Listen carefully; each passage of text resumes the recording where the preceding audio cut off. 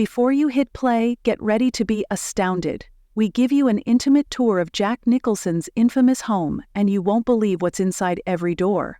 Amazing revelations are waiting for you at the very end. It has long been believed that actor Jack Nicholson is an exception to the rule. He has established a reputation that is both legendary and surprising throughout the course of his extraordinary career. Even if his performances have always captivated us, his personal life and choices have occasionally been just as colorful, if not contentious. This film takes us on a detailed tour of his estate. It's a great location, distinguished not by its polished elegance, but by its glaring, sickening beauty. It presents a completely different image than your typical mansion with its spotless gardens and glossy marble floors. As soon as you go through the gate, you are greeted by an unexpected combination of wealth and eccentricity that leaves you feeling both amazed and uneasy.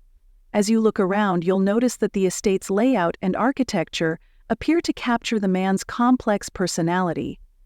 Nicholson's home is filled with dark, heavy wood, unusual artwork, and bizarre artifacts from bygone eras, all of which are both intriguing and unsettling. This mood, which blends a feeling of waning grandeur with a somewhat intentional disdain for traditional taste, is hard to describe.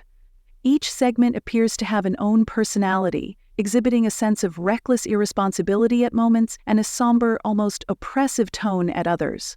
Because of the meticulous balancing of opposites, the house is both repulsive and utterly alluring.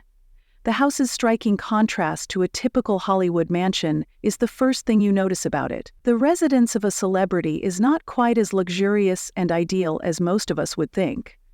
The interior design is unusual, with scratchy, antique furniture and strange artwork that seems to have been collected on a mad scavenger hunt.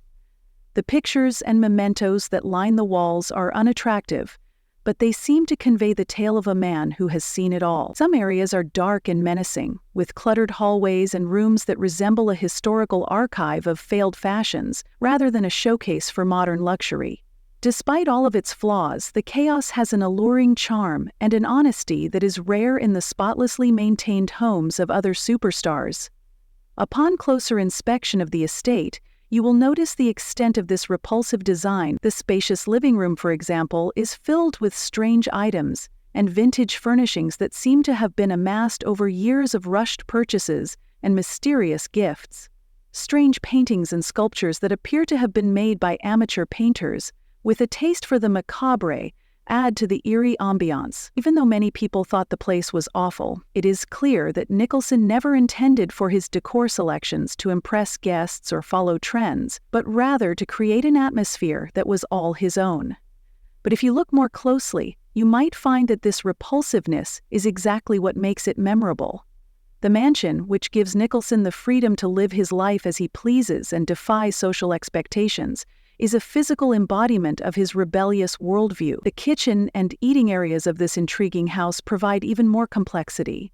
These areas are packed with heavy, rustic materials, dim lighting, and a mix of mismatched appliances that seem to have been pulled from many decades ago, rather than being a light-filling contemporary area designed to stimulate culinary innovation. It is clear that the enormous, dilapidated dining table itself has been the scene of many dinners and conversations, some of which may have been as unpredictable as Nicholson's own career. The whole mood is one of controlled chaos, a living, breathing environment that tells the story of a man who chose a straightforward, unadorned, and, yes, dirty style for those who weren't prepared for it, above the known and expected. The outside areas of the estate are similarly impressive. The unkempt, overgrown garden, which seems to have been allowed in by nature herself, adds to the property's well-planned neglect. Paths meander among untamed hedges, and there are places to sit that are more like a problem to solve than a place to relax. It is clear that the outdoor spaces were not designed as a visually pleasing retreat, but rather as an extension of the overall attitude of the house, which is bold, unvarnished, and uncompromising to the standards of modern horticulture. Here, the beauty of nature and the owner's persistent uniqueness coexist with the surroundings' surprising and fascinating qualities. As the movie goes on, you'll see that this estate's true significance lies in how well it depicts Jack Nicholson's life and how beautiful it is. He is a man who has created a living by taking risks, performing in unexpected ways, and rejecting the notion of stardom. His home is a physical representation of that same spirit, a space that embodies both the thrill of the unexpected and the beauty of pure, unbridled expression. Fans and critics alike are still interested in and talk about the mansion, and each perspective offers a unique perspective on the guy who once dominated the motion picture business. In the end, we are seeing a genuine portrayal of a life on the verge of disaster, in addition to a filthy house. The estate is a patchwork of creative expression and audacious choices, and every imperfection adds to the allure of the narrative. It teaches us that rather seeing settings that conform to conventional ideas of beauty, the most fascinating places are frequently those that challenge us to see past outward appearances. As you follow this movie through to the very end, let yourself become lost in the tale of a house that is as complex and multi-layered as the man who built it. It acts as a reminder that everyone's life story is full of unexpected twists and pure moments, regardless of celebrity. Thank you for following us while I describe in full Jack Nicholson's vile home. I hope our journey was as unusual as it was instructive and thought-provoking.